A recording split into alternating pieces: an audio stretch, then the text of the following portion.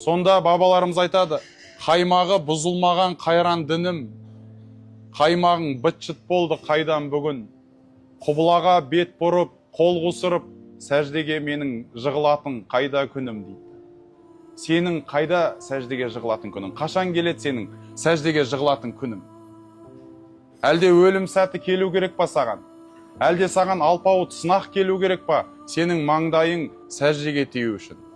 Ары қарай бабаларымыз айтады, сатпаймын, сатқан емен, дінімді мен, өлмейтін, өшпейтұғын күнім білем, таппайтын күнде тыным, түнде тыным, мұсылман, Мұхаммедтің үмбетімін. Бабалар таппайтын күнде тыным, түнде тыным десе, сен күндіз күнәға батып, түнде ұйқыға батып жүрген мұсылмансың ғой. Мұсылман, Мұхаммедтің үмбетімін. Сен де мұсылман, Мұхаммедтің үмбетісің. Бірақ күнде күнәға батып жүрсің, түнде ұйқыға батасың.